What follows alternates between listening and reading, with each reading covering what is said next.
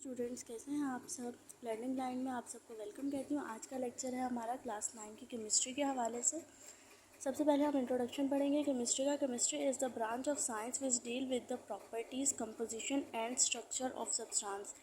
Chemistry वो branch है जो कि किसी भी सब्सटेंस के स्ट्रक्चर, उसके कंपोजिशन, वो बना किस तरह है, उसमें क्या क्या खासियत है, उन सब के बारे में जो स्टडी करे उसको हम केमिस्ट्री कहते हैं।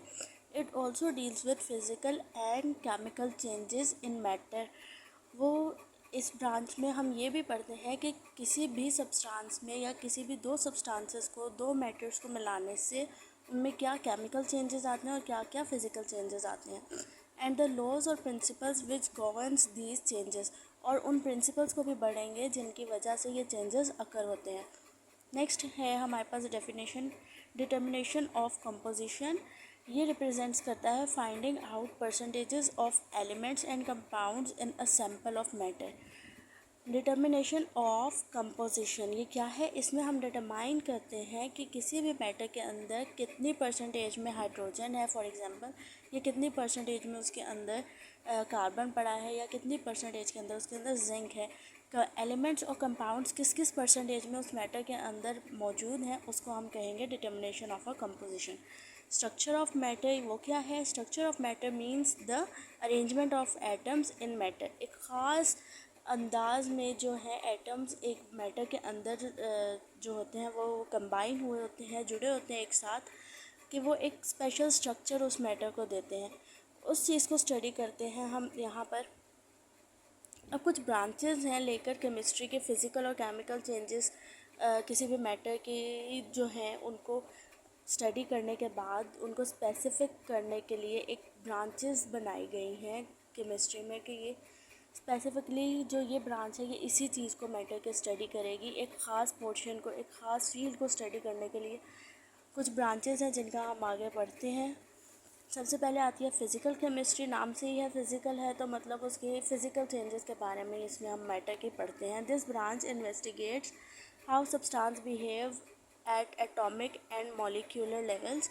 एटॉमिक और मॉलिक्यूलर लेवल्स पे सब्सटेंस किस तरह जो है वो बिहेव करते हैं, या फिर उनके अंदर कितना फ़िज़िकल चेंज आता है, किस तरह का। It provide clear explanation as to how fundamental physical laws governing our world causing atoms and molecules to show specific characters।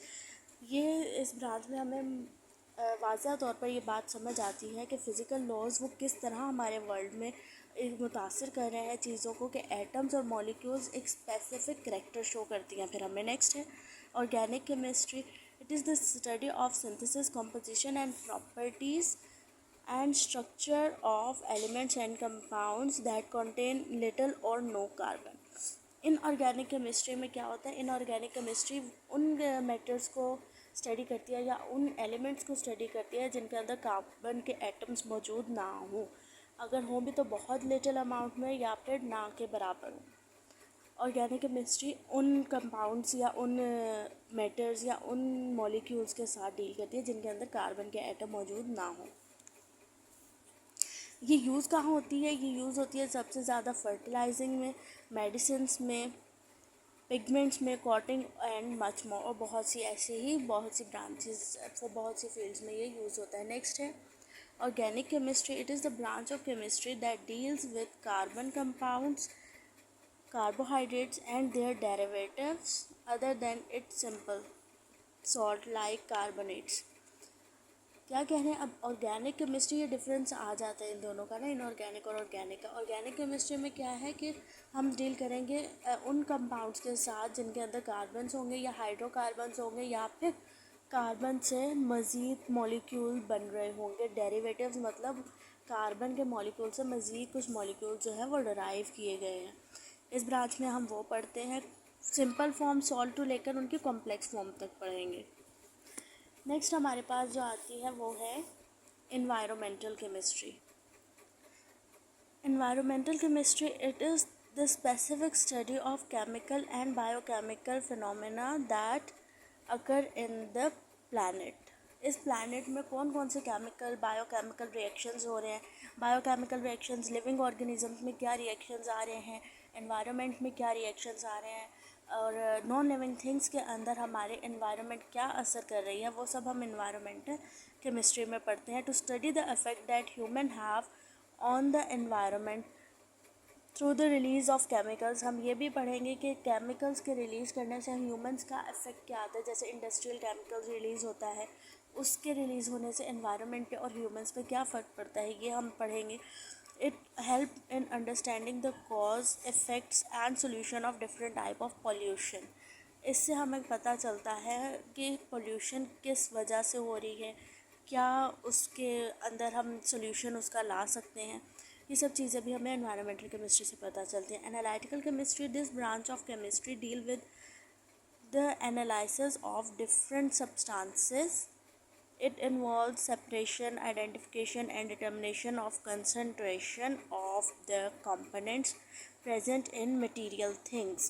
अब ये क्या है, एनालिटिकल केमिस्ट्री में हम पढ़ते हैं कि किसी भी मैटर या किसी भी कंपाउंड के अंदर मौजूद एटम्स किस पोजीशन में हैं, उनकी जो आइडेंटिफिकेशन क्या है और उनकी कंसंट्रेशन कितनी है और उनमें सेपरेशन किस कदर इन्वॉल्व हो रही है, ये हम सब पढ़ते हैं चीज़ें एनालिटिकल केमिस्ट्री में। बायोकेमिस्ट्री है, it is a branch of chemistry in which we understand life through chemical processes. It is the study of chemical substances and vital processes occurring in living organisms. अभी क्या है, इसमें हम study करते हैं कि लाइफ किस तरह केमिकल रिएक्शंस पर बेस करती है। हमारी बॉडी के अंदर भी बहुत से केमिकल रिएक्शंस हो रहे हैं जिसकी वजह से हमारा ब्लड फ्लो कर रहा है, हमारे मसल्स स्ट्रॉन्ग हो रहे हैं, हमारी बोन्स स्ट्रॉन्ग हो रही हैं, हमारी सांसें चल रही हैं। ये सब बायोकेमिकल रिएक्शंस की वजह से है जो कि हमारी बॉडी में गवर्न्स हो रहे हैं। इसके अलावा एनवायरनमेंट हमारी बॉडी में क्या असर करती है, लिविंग ऑर्गेनिज्म में क्या असर करती है, वो चीज़ें हम पढ़ेंगे बायोकेमिस्ट्री में। नेक्स्ट है nuclear chemistry. Nuclear chemistry deals with the reaction taking place in nucleus of the atom. Nuclear chemistry उन रिएक्शंस के बारे में पढ़ती है जो कि किसी भी एटम के न्यूक्लियस में मौजूद हो रहे होते हैं या फिर अकर हो रहे होते हैं। इनकी it deals with radioactivity, nuclear process and transformation in the nuclei of the atoms. Polymer chemistry, polymer are large molecules made up by linking together a series of building blocks. Polymers कैसे बनते हैं, बहुत से जो है atoms या बहुत से कंपाउंड्स को जोड़ने से, उनकी चेन बनाने से ये पॉलीमर्स बनते हैं। और ये चेन्स कैसे बनती हैं, कौन कौन से एटम्स इसमें लगते हैं, कौन कौन से कंपाउंड्स इसमें जुड़ते हैं, उनके क्या केमिकल रिएक्शंस होते हैं, आपस में उनकी क्या इंट्रैक्शन बनती है, ये सब चीज़ें हम पॉलीमर्स में डिस्कस करते हैं। Geochemistry, the study of chemical composition of earth and it's resources and minerals is called geochemistry. Geochemistry क्या है कि हम अर्थ के कंपोजिशन के बारे में पढ़ते हैं, हमें अर्थ से क्या क्या रिसोर्सेज, क्या क्या मिनरल्स हासिल हो रहे हैं, उनके बारे में पढ़ते हैं, इसको हम कहते हैं जियोकेमिस्ट्री। नेक्स्ट है हमारे पास एक इंटरेस्टिंग इन्फॉर्मेशन है, geothermal heat pump use a pump. Geothermal heat pump ये जियोकेमिस्ट्री के ज़रिए हमारा इन्वेंट हुआ था। It use to transfer underground water को ट्रांसफ़र करता है इनटू द बिल्डिंग के अंदर during the winter to heat them, winter में ताकि हीट हो जाए और समर में ताकि ठंडा हो। क्योंकि अंडरग्राउंड जो पानी है वो अगर गर्मियाँ हैं तो अंडरग्राउंड पानी हमारा जो है वो ठंडा मिलता है। अगर आप ऑब्ज़र्व करेंगे, आप जब भी अपना एशियन हाउसेस में मोटर चलती है, जब भी वाटर पंप चलता है पानी खींचने के लिए, जब भी मोटर चलती है पानी ठंडा आता है। क्यों आता है, क्योंकि वो अंडरग्राउंड है। अंडरग्राउंड जो है गर्मियों में जो ज़मीन है, अंदरूनी ज़मीन की लेयर वो ठंडी हो जाती है, बनिस्बत इसके सर्दियों में अंदरूनी लेयर गर्म हो जाती है। पानी जब भी मोटर चलती है पानी ताज़ा आता है, गर्म आता है सर्दियों में, इसलिए वो यूज़ किया जाता है जियोथर्मल हीटिंग पंप, ताकि हमारे घरों के अंदर अंडरग्राउंड वाटर ट्रांसफ़र होता रहे। और वो ट्रांसफ़र सर्दियों में गर्म पानी जब ट्रांसफ़र होगा तो वो दीवारों को गर्म कर देगा, जब ठंडा पानी ट्रांसफ़र होगा तो सर्दियों में घर ठंडा हो जाएगा, गर्मियों में सॉरी। नेक्स्ट है medical chemistry. In this branch of chemistry, the chemist tries to design and synthesize medicines or drug which are beneficial for mankind. Medical chemistry में साइंटिस्ट जो हैं वो बनाते हैं, जो केमिस्ट हैं वो बनाते हैं कुछ फार्मूलाज, कुछ ऐसे मॉलिक्यूल एटम्स को, कंपाउंड्स को मिक्स करते हैं, कुछ ऐसे केमिकल्स को मिक्स करते हैं कि एक बीमारी का, एक वायरस का हमें एंटीडोट मिल जाता है, ड्रग मिल जाती है, हमें मेडिसिन्स मिल जाती हैं। एस्ट्रोकेमिस्ट, it is the study of molecules and ions occurring in space and interstellar space।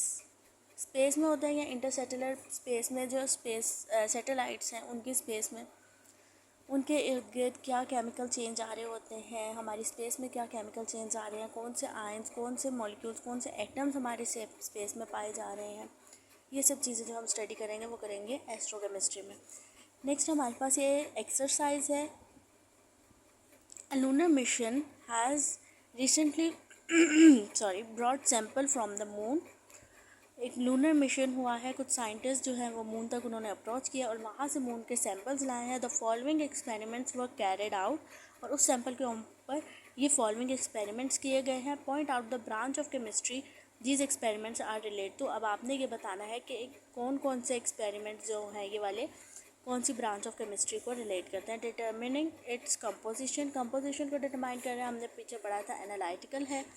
Studying the physical properties नाम से ही ज़ाहिर हो रहा है कि फ़िज़िकल केमिस्ट्री आ गई। Carrying out chemical reactions with usual inorganic reagents आ रहे हैं, मतलब इनऑर्गेनिक केमिस्ट्री को इसमें रिप्रेजेंट किया गया है। यहाँ तक आपका आज की जो वीडियो का लेक्चर है वो ख़त्म होता है। आगे हम स्टेट्स ऑफ मैटर को पढ़ेंगे इंशाल्लाह। अगर आपको ये वीडियो अच्छी लगी है तो इसको सब्सक्राइब चैनल को कर दें और वीडियो को लाइक कर दें, साथ साथ अपने फेलोज़ के साथ भी शेयर करें। अल्लाह हाफ़िज़, थैंक यू।